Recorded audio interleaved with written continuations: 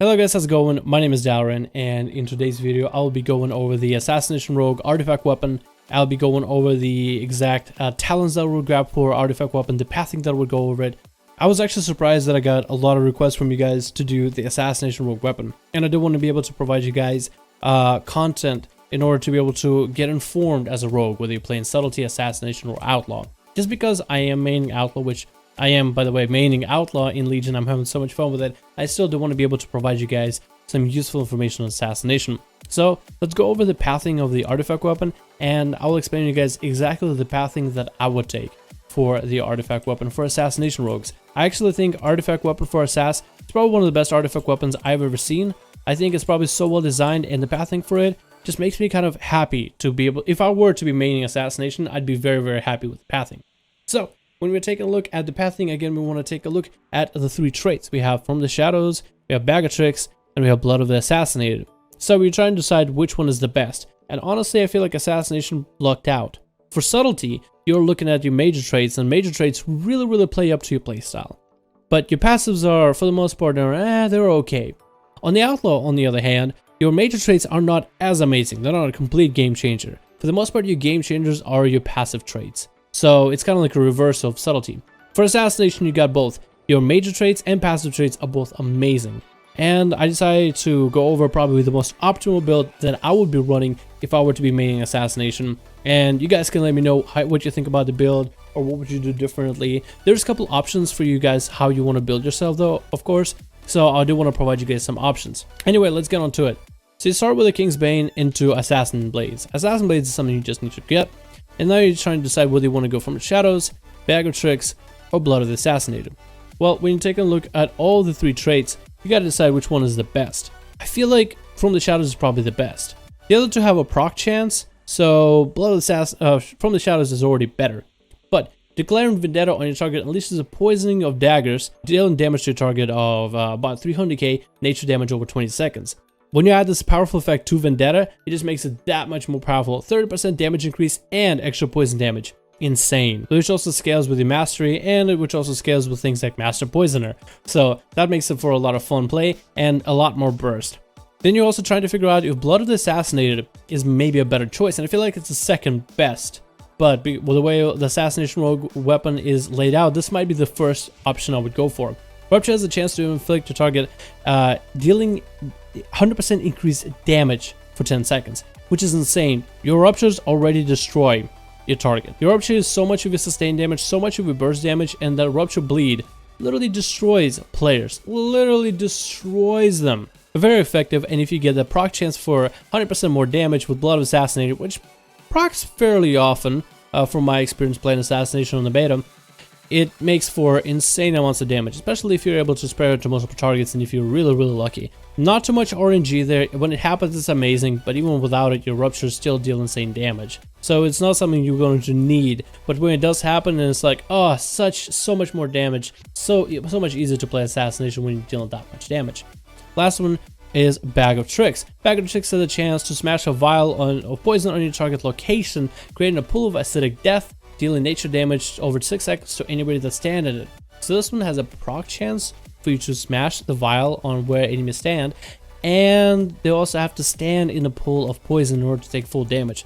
So this one's probably the worst, but it's still really good if you can stun lock a target. Like if you go for an Envenom with Bag, or if you get a Kidney and then Mark for Death, Envenom, and you get the proc for Bag of Tricks, oh, you're dealing so much more damage over 6 seconds. It is insane, and can work in cleave situations for BGs and arenas in some cases. Really good trait still, not the best for PvP or overall PvP situations. So when you take a look at the pathing, I think this is the best pathing right now. Going to King's Bane into Assassin Blade, grab Toxic Blades, even though they're not the best talent ever, but still decent because it unlocks Urge to Kill.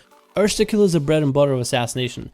Energy is an issue for Assass, as is, even if you were to go Venom Rush. And I've had people tell me, hey, Dal, when I went to Venom Rush, I felt like I got a lot more energy. Yes, you do get a lot more energy with Venom Rush. You get 3 energy per tick. So you get, instead of 7, you get 10. So it does have exponential value, as the more ticks you get of target that's poison, the more energy you get. But not in all PvP situations will you be allowed to put poisons on target, so I'll find Mark for that better.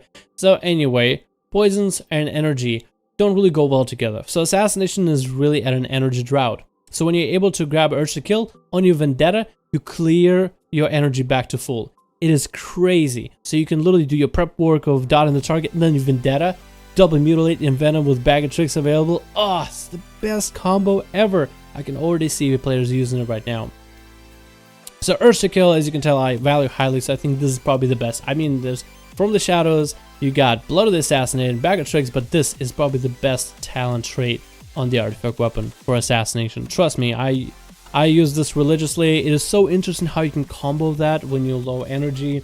It gives a whole new mechanic to Vendetta rather than just like, let's pop Vendetta on target and then burst all into them. No, it makes you think a little bit of Assassination, makes you plan, and if you're the kind of rogue that likes to plan out your attacks, great. Also very, very useful in PvP. Then we get Master Assassin, so you can use Urge to Kill a lot more often. From here you can kind of decide, if melee are giving you trouble and you are PvPing, you can grab 1 point to Shadow Swiftness. Does give you a little bit of evasion. Pretty cool. But if melee aren't really giving too much of trouble and you are wanting to go just for straight damage, I feel like grabbing Gushing Wound is probably the best. Your Rupture deals a lot of damage, your Rupture is a lot of your sustain and part of your burst and just part of your big hitting ability in general as Assassination Rogue. So getting more damage to Rupture definitely is effective. After that I would grab Blood of the Assassinated. If you get a proc chance for 100% more Rupture damage for 10 seconds, you're dealing a ton more damage. It is not required for you to get that 100% proc, but it is so good when you do. So this procs fairly often, so you don't get this like Outlaw Rogue RNG chance. It kind of happens quite often, if I want to say. So it's more reliable than what you would have to deal with playing Outlaw. You got a single strain going down this way. Now, I think the best way is to go from the Shadows. But From the Shadows does have a little bit of a longer path, so it is one option. The other option is to simply complete Shadow Walker and grab Bag of Tricks. That's all up to you. Both of these stands are pretty good. I feel like going for From the Shadows is the most optimal, but I wouldn't blame anybody for going the easy route of Shadow Walker, Bag of Tricks, because artifact power is going to be very, very costly as you're upgrading everything in your artifact weapon. So, if you are going optimal, you would want to go Poison Ice, which is useless for PvP. It's a big AoE ability. Surge Toxins, which is great for PvP. Finish and moves deal poison damage. Serrated Edge for a little bit extra chance for Rupture, more crit chance, more likely to deal damage. And then you grab From the Shadows, so you have your burst. So you have your burst, you have your energy regen at the same time. You have it a shorter cooldown. Once you grab From the Shadows, you grab real quick Shadow Walker into Bag of Tricks. So now you're set up. You got most of your abilities together. So what talent traits are left? Well, you only have 3, and they're not that bad either. Because you only got Poison Ice, which is probably the worst one out of all of them. You got that out of the way. So then you have Balanced Blades, you have Fade into Shadows, or Master Alchemist. Here I think it's either Master Alchemist or Fade into Shadows. Now Fade into Shadows will reduce the cooldown of your Cloak. Now right now Cloak is about 1:30. When you have all 3 ranks, I'm pretty sure Cloak is about a minute and a 1/3 of a minute. So 1 minute and a third instead of 1.5 minutes. Correct me if I'm wrong, all you Assassination Rogue players. I'm pretty sure, I don't have the beta so I can't stack it up to 3 and just take a look at the number. I'm pretty sure it is 1/3 though. So you can either go Fade into Shadows and stack it up to 3. If casters have an issue if casters are very much annoying, then go Fade into Shadows, get to 3 stack, so you'll be able to use Cloak more often. Otherwise I would go for Master Alchemist and into Balanced Blades.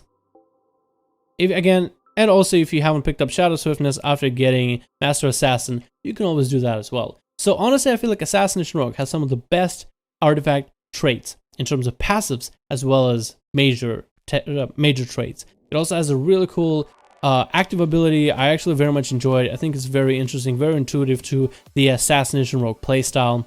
And overall I think like Assassination Rogue's lucked out on the artifact weapon. Anyway guys, I think this is it. That's all I have to say about Assassination Rogues. Thank you guys so much for watching the video. Hopefully you guys find it useful for everybody playing Assassination. I've seen a lot of Assassination Rogues kick my butt recently in BGs, and it's actually kind of fun just seeing all 3 specs playable. I actually think I see more of Assassination and Outlaw than I do see of Subtlety. Again, that could be from the BGs and arenas that I queued, but I've seen plenty of Outlaw and Assassination. That makes me pretty happy. Anyway guys, thanks so much for watching this video. Hopefully you enjoyed it. Let me know what you think about this pathing and what would you do differently with your pathing. Hopefully you guys found this useful. My name is Dalrin. Let me know if there's any other video you guys want me to cover, and I definitely will. Thank you for watching. I'll see you guys in the next video.